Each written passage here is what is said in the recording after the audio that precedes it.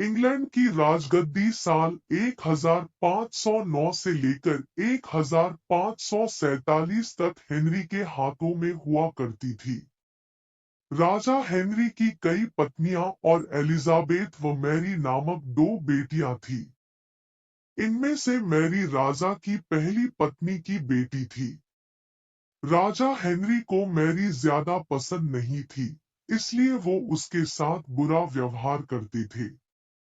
Mary महल के नौकरों के साथ महल का काम करती थी।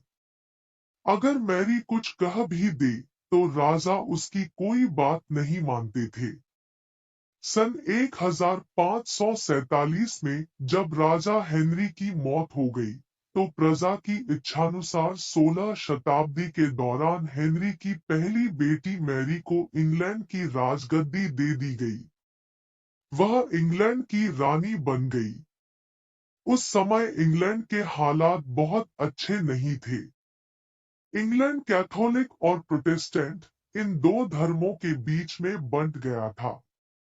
उस समय दोनों धर्मों के लोगों के बीच जंग छिड़ी हुई थी। रानी मैरी चाहती थी कि पूरे इंग्लैंड में सिर्फ एक ही धर्म हो, लेकिन लोगों ने उसकी यह बात मानने से साफ इनकार कर दिया था।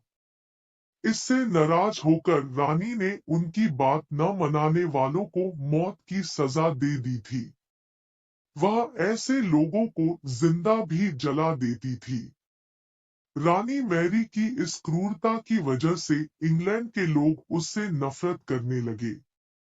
ऐसा भी कहा जाने लगा कि रानी मैरी कुंवारी जवान लड़कियों के खून से नहाती थी। उसका मानना था कि उनके खून से नहाने से वह ज्यादा दिनों तक जवान रह सकती हैं।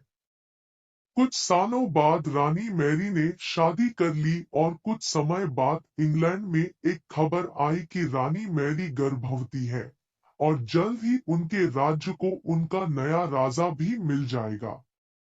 इस बात से हर सभी खुश हुए, लेकिन उस समय रानी मैरी के साथ बहुत ही अजीब घटना हुई।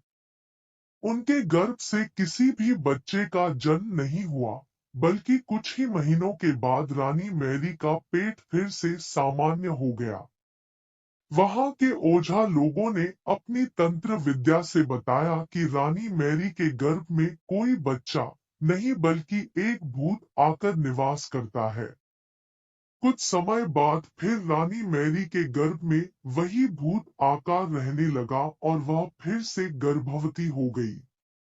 इस बार भी रानी को कोई बच्चा नहीं हुआ और उस घटना के कुछ ही दिनों के बाद रानी मैरी की मृत्यु हो गई। इसके बाद मैरी की छोटी बहन एलिजाबेथ को इंग्लैंड की राजगद्दी पर बैठाया गया और एलिजाबेथ इंग्लैंड की नई रानी बन गई।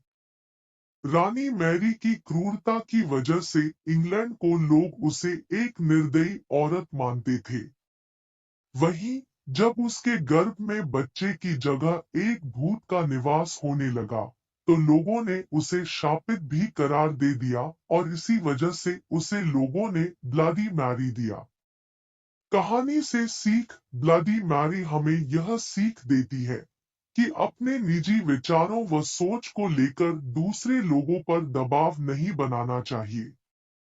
शांति और करुणा से लोगों का ख्याल रखना ही मनुष्य का धर्म है।